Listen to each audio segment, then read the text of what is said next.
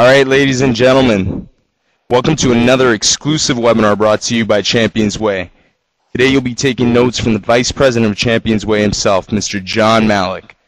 Jon Malach has been heavily involved in martial arts for over 24 years and has been holding it down at ChampionsWay for over 10. Jon has personally consulted and introduced technology to over 2,000 schools and has helped systemize their operations.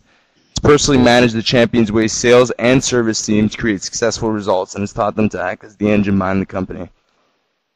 Today he's going to be giving you information on 6 detailed steps to get the most enrollments from your leads. Stay tuned and take some great notes because this is some key information for your martial arts school. I'm going to pass it over to Jon. Enjoy. Thanks so much, Tatis. I appreciate the intro, and thank you everybody for joining us today. I really do appreciate your time, and I hope that you can take just a few pieces of information away from this webinar and implement them as soon as possible and see some success. Before I get started, I just want to let you know I am so passionate about sales. Why? I love the concept of introducing something new to somebody who may not have been introduced to it had I not introduced it to them. So it's a great thing. It's a great thing to be able to show somebody something they may not have tried or a piece of technology that might help them and take them through the introductory process. But there's one small problem. You don't get to do that unless you learn to manage leads. You can say you love sales, but the reality is you won't have the opportunity to be in positions to make a sale or to introduce anybody to anything unless you actually take the time to learn how to manage leads so that those opportunities are available to you. So let's get started. There's going to be 6 steps I'm going to cover today. Here's an overview. The first step, make sure all roads to your school are well paved. That'll make sense a little bit later. 2, you have to make sure you're avoiding the common pitfalls of lead management, and there's quite a few, so I'm going to go over all of them. 3, you have to make sure that you're getting your front desk on board. You can't do it by yourself. 4, managing your short-term pipeline, managing your long-term pipelines, number 5. And lastly, using a system to do all this and sticking to it. And I wrote every hour because it's not a daily thing. You can't manage a system once a day. You have to interact with it almost hourly. Otherwise, it's just not going to produce the results you want. And I know that a lot of you are probably wondering, is this PowerPoint slide, are these slides going to be available? Is the recording going to be available? I want to let you know all the slides will be available. The recording will be available. So do take notes because I want you to do something today and start prepping yourself and pre-framing your team. But please don't take notes to the point where you can't follow along, okay? Just try to absorb what you feel is most important. All right, so step 1, making sure all the roads are well paved. Now I got a little picture of Vancouver 2010 there. This is why. The 2010 Olympics. One of the main focuses in preparation was the transportation infrastructure. Now, some of you might laugh and say they probably would have done better had they invested a little bit more in the opening ceremonies and we wouldn't have had that big error. But the main focus was preparing the transportation infrastructure. Why? Well, new roads were built, new SkyTrain route was built, traffic plans were designed to limit accessibility on some of our major roads to Olympic traffic only. Again, I asked the question, why? Because the Olympic Committee's biggest fear was having people interested in going to events but not being able to get to them. That has to be your biggest fear too.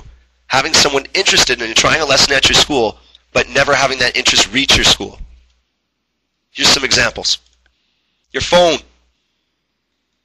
What hours of the day is it answered? Meaning, within 2 to 3 rings, someone picks up the phone, energetic, polite, and excited to hear from somebody who's interested in lessons. So, are those the same hours that people are calling to ask questions? One of the things I've been noticing is almost every bank has changed their hours. They recognize in today's world they can't be open during the time that we can't get there. So, are you following that methodology? Are you able to pick up the phone when people are actually calling you? The reason why I say this is because voicemails really deflate interest. You know, not only do they add a step in your sales process, they leave a message, now you have to call them and get back to them, but they also just kill the momentum. Also, I have never seen an answering machine prevent your competitor from booking the intro lesson before you do. I've never seen that. I'm looking for it, but there's no answering machine out there that is going to book an introductory lesson before your competitor does. Some small businesses actually have separate lines for student versus non-student calls, and they route them accordingly. Might be something worth looking into. So make sure that road we call your phone, that channel of interest, is actually optimized 100%. Okay, next up we have your website. It's a very important road of interest to your school. Okay, so I'm going to ask you a couple questions about the website, and you don't need to answer in the chat box, but just please think about these things. Is it easy for me to drop by your website, confirm that you might offer what I'm interested in, and then leave it up to you to contact me and help me decide if it is, meaning make it really easy for you to be the one that contacts me? Let's not forget, North Americans are afraid and lazy in general as consumers. Those are two important character traits you have to be aware of. Expecting a North American to call or email you from your contact page is not intelligent. Either I don't have the time or the energy to call you or email you right now, or I do, but in the past I had a bad experience, so I'm just not interested. Yes, I know some people will call you, and I know some people will email you from your contact page. But for each one of those people who will, there's another 9 that won't. So instead, offer me some information in exchange for my contact info. Or just flat out express to me somehow on your website that you understand that this decision is not straightforward. It's one that you'd be happy to help me with. And you'll even contact me with all the answers to the questions your website might not be answering. Speak their language.